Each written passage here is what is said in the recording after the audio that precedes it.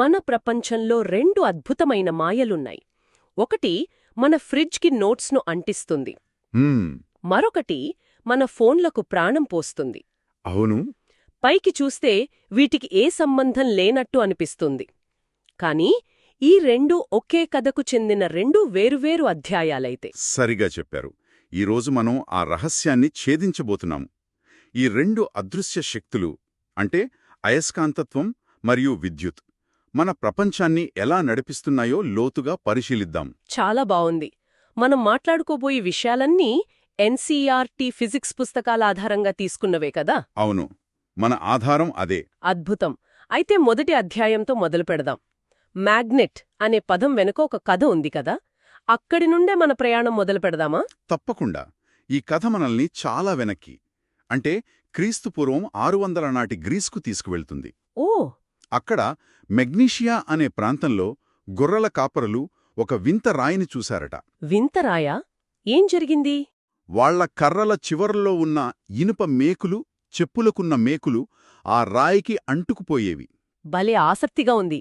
ఆ ప్రాంతం పేరుమీదే దానికి మ్యాగ్నెటైట్ అని, ఆ లక్షణానికి మ్యాగ్నెటిజం అని పేరొచ్చింది. అంటే మనకు తెలిసిన మొదటి అయస్కాంతం ప్రకృతిలో సహజంగా దొరికిందనమాట. సరే, ఈ అయస్కాంతాలకు కొన్ని ప్రాథమిక లక్షణాలుంటాయి కదా, కేవలం ఇనుమును ఆకర్షించటం మాత్రమే కాదు. అవును, చాలా ఉన్నాయి. మొదటిది మీరు చెప్పినట్టే ఇనుము, కోబాల్ట్, నికెల్ లాంటి వాటిని ఆకర్షించటం. రెండవది ఒక దండాయస్కాంతాన్ని దారంతో కట్టి ఫ్రీగా వేలాడదీశామనుకోండి. అదెప్పుడూ ఒకే డైరెక్షన్లో ఆగుతుంది. ఖచ్చితంగా. ఎప్పుడూ భూమి యొక్క ఉత్తర దక్షిణ దిశలోనే ఆగుతుంది. పాతకాలంలో నావికులు దీని ఆధారంగానే ప్రయాణం చేసేవాళ్లు కదా? అవును, దిక్సూచికి అదే మూలం. మరి మూడోది? రెండు అయస్కాంతాలను దగ్గరకు తెచ్చినప్పుడు. ఆహా, ఆకర్షణ వికర్షణ. అవును, చిన్నప్పుడు ఆడుకునేవాళ్లం కదా, ఒకవైపు అతుక్కుంటాయి, తిప్పి పెడితే దూరంగా నెట్టేస్తాయి. దానికి కారణం ధ్రువాలు అంటే పోల్స్. ఉత్తరం వైపు చూపే కొనను ఉత్తర ధ్రువం అంటే నార్త్ పోల్, దక్షిణం వైపు చూపేదాన్ని దక్షిణ ధ్రువం సౌత్ పోల్ అంటారు. ఓకే. ఎప్పుడూ వేర్వేరు పోల్స్ అంటే నార్త్ సౌత్ అట్రాక్ట్ అవుతాయి, ఆకర్షించుకుంటాయి. అదే ఒకే రకమైనవి అంటే నార్త్ నార్త్ లేదా సౌత్ సౌత్ అవి దూరంగా నెట్టేస్తాయి, వికర్షించుకుంటాయి. సరిగ్గా చెప్పారు. ఈ విషయంలో నాకెప్పుడూ ఒక సందేహం ఉండేది. ఒక అయస్కాంతాన్ని మధ్యలోకి విరిస్తే అప్పుడు ఉత్తర ధ్రువం ఒక ముక్క, దక్షిణ ధ్రువం మరో ముక్కగా విడిపోతాయా? అద్భుతమైన ప్రశ్న. చాలామందికొస్తుంది డౌట్, కాని సమాధానం లేదు. రాదు. ఇక్కడే అయస్కాంతత్వం యొక్క ఒక విచిత్రమైన గుణం బయటపడుతుంది. మీరు ఒక అయస్కాంతాన్ని ఎన్ని చిన్న ముక్కలుగా విరిచినా ప్రతి ముక్కలో మళ్లీ ఉత్తర దక్షిణ ధ్రువాలు ఏర్పడతాయి. ఓహో, అంటే మీకెప్పటికీ ఒకే ధ్రువమున్న ముక్క దొరకదన్నమాట. అస్సలు దొరకదు. భలే ఉంది ఈ విషయం. అందుకే కదా శాస్త్రవేత్తలు ఇప్పటికీ ఒకే ధ్రువమున్న మోనోపోల్ కోసం వెతుకుతున్నారని అంటారు. అది దొరికితే ఫిజిక్స్లో పెద్ద విప్లవం వస్తుందట. నిజమే. ప్రస్తుతానికి అది ఒక సైద్ధాంతిక భావనే. సరే, ఇప్పుడు మరో ముఖ్యమైన విషయానికొద్దాం. ఒక అయస్కాంతం ఇనుప మేకును తాకకుండానే ఆకర్షిస్తుంది. ఎలా? ఆ మధ్యలో ఉన్న ఖాళీలో ఏం జరుగుతుంది? అవును, అదే అసలు మ్యాజిక్. అయస్కాంతానికి కనబడని చేతులేమైనా ఉన్నాయా? ఒక రకంగా చెప్పాలంటే అవును. ఆ కనిపించని చేతులనే అయస్కాంత ప్రేరణ లేదా మ్యాగ్నెటిక్ ఇండక్షన్ అంటాం. Magnetic induction. అవును. ఒక శక్తివంతమైన అయస్కాంతం దగ్గరకు ఒక సాధారణ ఇనుపు మేకును తెచ్చినప్పుడు ఆ అయస్కాంతం తన శక్తితో ఆ మేకును కూడా ఒక తాత్కాలిక అయస్కాంతంగా మార్చేస్తుంది. ఓ, అంటే ఆ తర్వాతే ఆకర్షణ మొదలవుతుందన్నమాట. అంతే. అందుకే మనం ఇంట్లో ఒక స్క్రూడ్రైవర్ను పదే పదే అయస్కాంతం మీద రుద్దితే అది కూడా చిన్న స్క్రూలను పట్టుకునేలా తయారవుతుంది. ఆ ప్రభావం ఎంతసేపు ఉంటుంది? సరిగ్గా పట్టుకున్నారు. ఆ ప్రభావం ఆ వస్తువు స్వభావం మీద ఆధారపడి ఉంటుంది. మెత్తటి ఇనుమనుకోండి, అది వెంటనే ఆ గుణాన్ని కోల్పోతుంది. అవును. అదే ఉక్కు అయితే ఆ అయస్కాంత గుణాన్ని ఎక్కువసేపు నిలుపుకుంటుంది. శాశ్వత అయస్కాంతాలను ఇలాగే తయారుచేస్తారు. సరే, ఇందాక కనిపించని శక్తి అన్నారు. ఆ శక్తి ఎంత దూరం వరకు పనిచేస్తుంది? దాని చుట్టూ ఉన్న ప్రదేశంలో ఏం జరుగుతుంది? ఇక్కడే అయస్కాంత క్షేత్రం అంటే మ్యాగ్నెటిక్ ఫీల్డ్ అనే కాన్సెప్ట్ వస్తుంది. ఒక అయస్కాంతం చుట్టూ దాని ప్రభావం ఎంత దూరం వరకు ఉంటుందో ఆ ప్రదేశాన్ని అయస్కాంత క్షేత్రం అంటాం. దాన్ని మనం చూడలేం, కానీ ఫీల్ అవ్వగలం. అవును, దాని ఉనికిని గుర్తించగలం. ఎలా? దాన్ని ఎలా ఊహించుకోవాలి? నాకు గుర్తుంది, చిన్నప్పుడు స్కూల్లో ఒక ప్రయోగం చేసేవాళ్లం. ఇనుప పొడితో చేసే ప్రయోగం. అదే. ఒక కాగితం కింద అయస్కాంతం పెట్టి ఆ కాగితం మీద ఇనుప పొడిని చల్లేవాళ్లం. మొదట అంతా గందరగోళంగా ఉంటుంది, కాని ఆ కాగితాన్ని మెల్లగా తట్టగానే ఆ ఇనుప పొడి ఒక అందమైన స్పష్టమైన ఆకారంలోకి కొన్ని గీతల్లాగా అమరిపోతుంది. అవును. అప్పుడే నాకు మొదటిసారి ఆ కనిపించని క్షేత్రం కళ్ళ కట్టినట్టు అనిపించింది. ఆ గీతల్లాంటి ఆకారాలనే అయస్కాంత బలరేఖలు అంటారు కదా. ఖచ్చితంగా. Magnetic field lines. వాటికి కొన్ని ఖచ్చితమైన నియమాలు కూడా ఉన్నాయి. అవేంటి? అవి ఎప్పుడూ అయస్కాంతం బయట నార్త్ పోల్ నుండి మొదలై సౌత్ పోల్కి వెళ్తాయి. ఓకే, బయట. అయస్కాంతం లోపల మాత్రం దానికి రివర్స్. సౌత్ నుండి నార్త్కి ప్రయాణించి ఒక పూర్తి క్లోజ్డ్ లూప్, అంటే ఒక వలయాన్ని ఏర్పరుస్తాయి. ఆగండి, నాకొక ప్రశ్న. ఆ బలరేఖలు ఒకదానికొకటి ఖండించుకోవు, అంటే క్రాస్ అవ్వవు అంటారు. ఎందుకు? ఒకవేళ అయితే ఏమవుతుంది? మంచి ప్రశ్న. ఆ బలరేఖలనేవి ఒక దిక్సూచి ఏ దిశను చూపిస్తుందో చెప్పే మార్గాలనుకోండి. హ్మ్, ఒకవేళ రెండు రేఖలు ఒకేచోట క్రాస్ అయ్యాయనుకోండి, ఆ పాయింట్ దగ్గర దిక్సూచి ఒకేసారి రెండు డైరెక్షన్లు చూపించాలి. అది సాధ్యం కాదు కదా. భౌతికంగా అసాధ్యం. అందుకే అవెప్పటికీ ఒకదానికొకటి దాటవు. ఇలా చూస్తే మన భూమి కూడా ఒక పెద్ద అయస్కాంతం లాంటిదే అంటారు. అవును.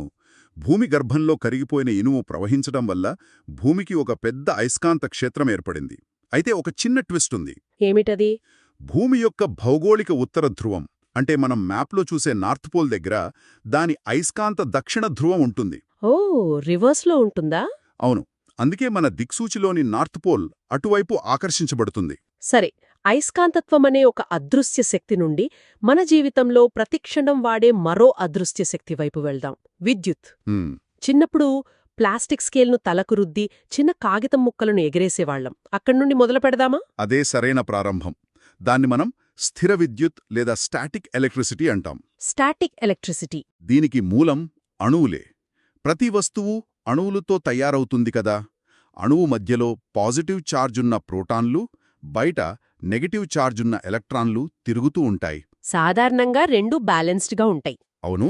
ప్రోటాన్ల సంఖ్య, ఎలక్ట్రాన్ల సంఖ్య సమానంగా ఉండి వస్తువు న్యూట్రల్గా, అంటే తటస్థంగా ఉంటుంది. మనం స్కేల్ను జుట్టుకు రుద్దినప్పుడు జుట్టు నుండి కొన్ని ఎలక్ట్రాన్లు స్కేల్ మీదకు దూకేస్తాయి, అంతేనా? పరిపూర్ణంగా చెప్పారు. అప్పుడు ఎలక్ట్రాన్లు ఎక్కువైన స్కేలు నెగటివ్ ఛార్జ్ను, ఎలక్ట్రాన్లను కోల్పోయిన జుట్టు పాజిటివ్ ఛార్జ్ను పొందుతాయి. ఓకే. ఈ ఆవేశాన్ని, అంటే ఛార్జ్ను, ఒక వస్తువు నుండి మరొక వస్తువుకు బదిలీ చేయడానికి కొన్ని పద్ధతులున్నాయి. మొదటిది తాకటం ద్వారా. అంటే కండక్షన్. అవును. వహనం ద్వారా ఆవేశం. రెండోది ఇంకా ఆసక్తికరంగా ఉంటుంది. అదేంటి? తాకకుండానేనా? ఖచ్చితంగా. ఒక వస్తువును ఛార్జ్ చేయడానికి దాన్ని తాకాల్సిన అవసరం కూడా లేదు. ఇందాక అయస్కాంతం దగ్గరకు మేకును తెచ్చినట్టు. ఓ, అలాగే. ఒక ఛార్జ్ ఉన్న వస్తువు దగ్గరకు మరో వస్తువును తెస్తే చాలన్నమాట. అంతే. దానిలో కూడా ఛార్జ్ ప్రేరేపించబడుతుంది. దీన్నే ప్రేరణ ద్వారా ఆవేశం లేదా ఛార్జింగ్ బై ఇండక్షన్ అంటారు.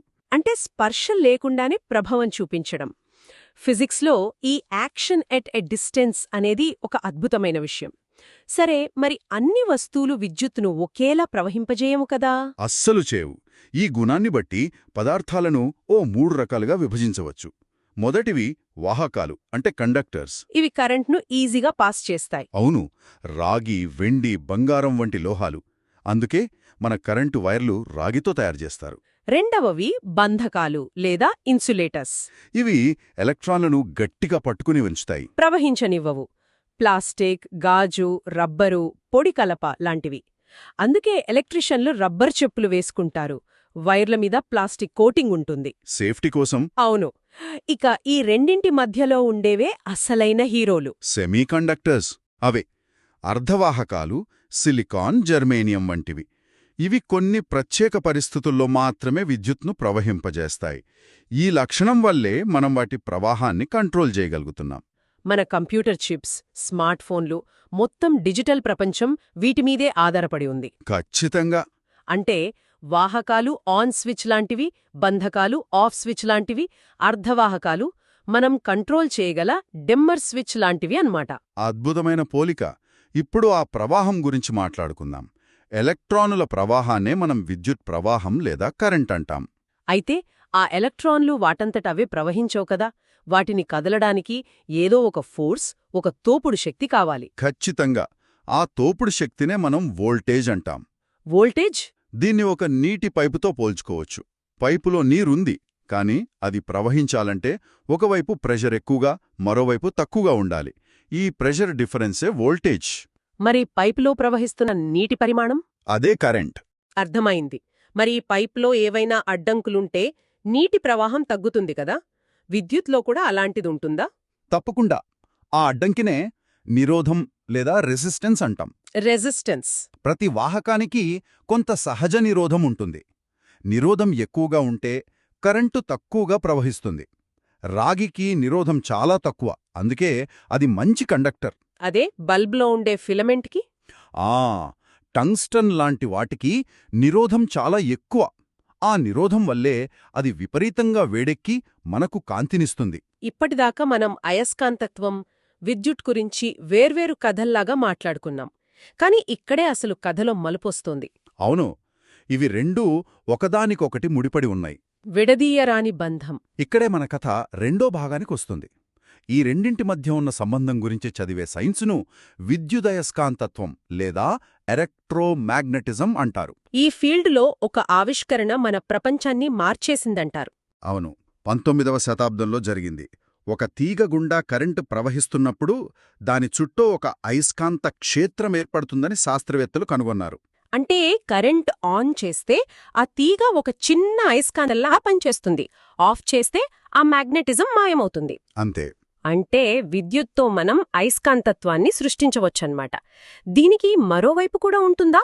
అయస్కాంతత్వంతో విద్యుత్ను పుట్టించవచ్చా? అద్భుతం. అదే అసలైన కీలకమైన ఆవిష్కరణ. దానినే ఫారడే ప్రేరణా సూత్రం అంటారు. Faraday's law of induction. అవును.